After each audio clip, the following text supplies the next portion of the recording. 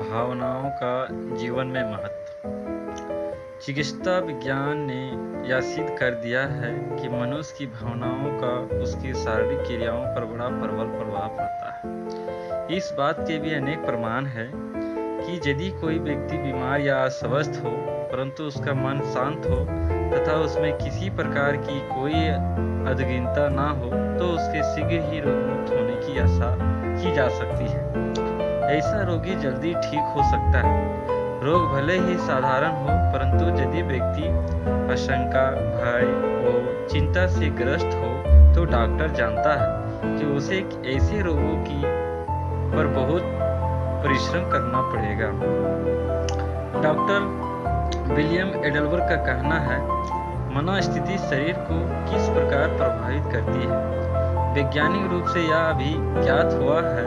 अभी तक स्पष्ट रूप से भावनाओं के महत्व को स्वीकार तो किया जाता रहा है, परंतु अब तो स्पष्ट और निश्चित रूप से अप्रमाणित हो चुका है कि भय की प्रवृत्तियां शरीर के अंग प्रत्यंगों एवं सूक्ष्म चेष्टाओं पर भी अपना बहुत अधिक प्रभाव डालती है।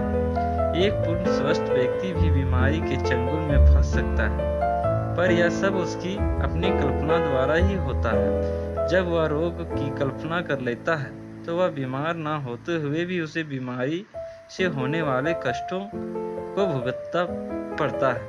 एक व्यक्ति केमिस्ट की दुकान पर गया। उसने केमिस्ट से विष मांगा। केमिस्ट ने सोचा कि कहीं वह व्यक्ति आत्महत्या ना कर ले, इसीलिए उसने एक शीशी में रंगदार पानी भरकर और उसे अच्छी तरह पैक करके दे दिया। घर पहुंचकर उस व्यक्ति ने अपनी पत्नी के नाम अंतिम विदा का पत्र लिखा और उसने पत्र को बंद किया और टेबल पर रख दिया और रंगीन पानी पीकर लेट गया। थोड़ी देर बाद उसके शरीर में विष के सभी प्रभाव प्रकट होने लगे। अवस्था अधिक बिगड़ती देखकर उसे अस्पताल पहुंचाया गया। डॉक्टरों ने उसका निरीक्षण किया। उन्होंने बताया कि इसने विष तो नहीं पिया क्योंकि इसके पेट के धोवन में उसके चिन्ह विद्यमान नहीं थे, परंतु विष से जो लक्षण या कष्ट शरीर में होते हैं ये सब स्पष्ट थे। उसे ठीक होने में 1 सप्ताह लग गया। यदि उसे फौरन ही अस्पताल ना पहुंचाया जाता तो शायद उसकी मृत्यु भी हो जाती। आपको यह बात कभी नहीं भूलनी चाहिए कि रक्त के संचरण और हमारे शारीरिक स्वास्थ्य में सीधा संबंध है। यदि रक्त संचार में कोई गड़बड़ हो जाती है तो हम रोगी हो जाते हैं, और यदि हम ठीक हो तो हम स्वस्थ रहते हैं। यह आप जानते हैं कि मन में जो उथल पुथल होती है वह हमारे रक्त संचार को भी प्रभावित करती है। मन में जो भी परिवर्तन होता है वह स्पष्ट रूप से हमारे रक्त परिभ्रमण में भी परिवर्तन कर देता है।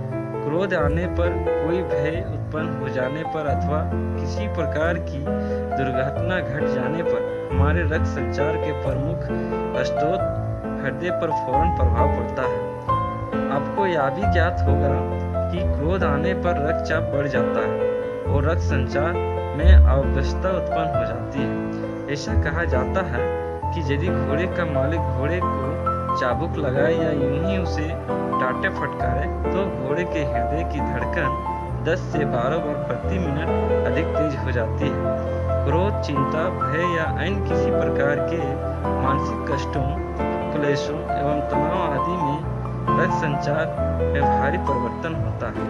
उसी परिवर्तन का शरीर के अंगों पर भी प्रभाव पड़ता है। वे रोगों को ग्रहण करने लगते हैं और इस प्रकार मनुष्य की आयु कम होने लगती है। मन में रोग के समाप्त होने के प्रति संदेह हो या रोग के कारण चिंताएं अधिक बढ़ जाए तो रोग से जितना कष्ट होना चाहिए वह भी बढ़ जाता है। शरीर पर मुर्दानी सी छा जाती है तथा निरंतर मनोखुशियत छाए रहने से रोग शरीर को या घेरते हैं। यदि मन में निरंतर असंतोष बना रहेगा तो रोग भी अवश्य पैदा होगी। ऐसी स्थिति में शरीर का विकास रुक जाता है और मनुष्य की आयु सीमा काफी घट जाती है।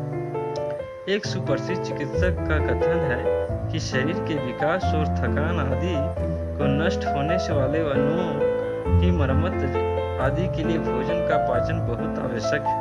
परंतु पाचन क्रिया तभी ठीक रह सकती है जब पाचन संस्थान के प्रत्येक अंग से प्राप्त होने वाले रस का ठीक ठाक स्राव होता रहे।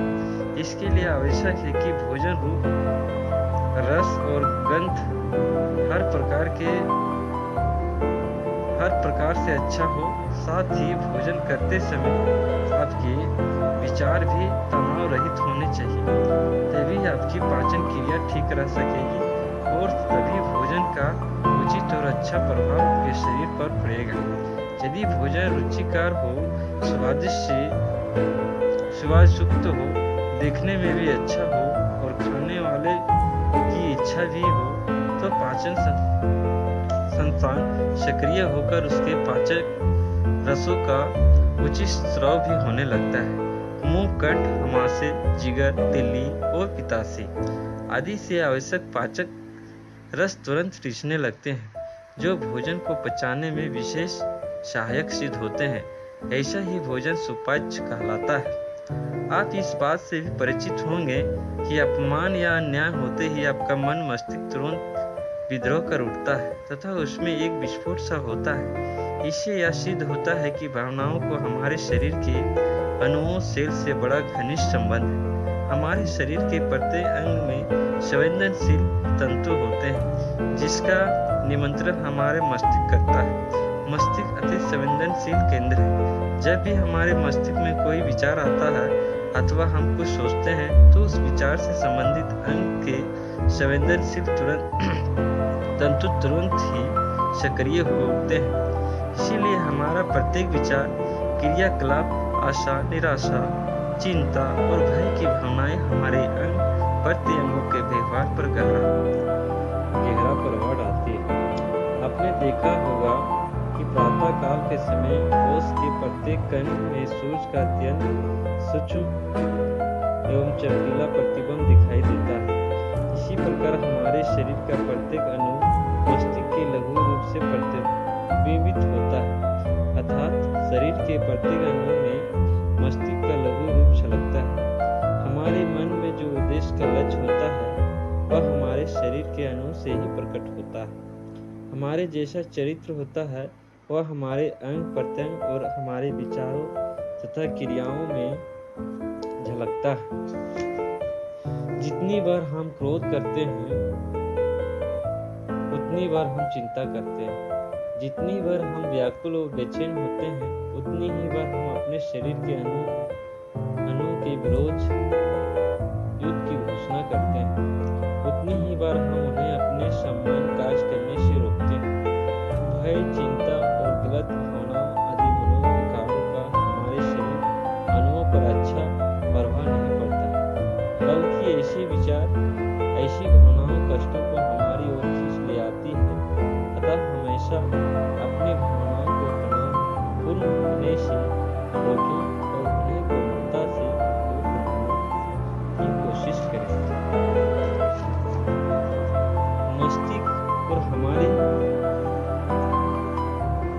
मस्तिष्क और हृदय हमारे शरीर के अति संवेदनशील केंद्र हैं। जब भी हमारे मस्तिष्क में भय अथवा क्रोध संबंधी कोई विचार आता है या भावना उत्पन्न होती है तो हमारा रक्त संचार तीव्र हो जाता है, जिसका हृदय पर हानिकारक प्रभाव पड़ता है। अतः हमेशा अपनी भावनाओं को तनावपूर्ण होने से रोकें। दोस्तों, यह वीडियो कैसा रहा कमेंट करके जरूर बताएं। यदि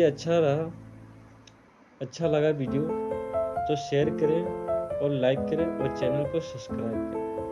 इसी तरह हर एक नए टॉपिक पर वीडियो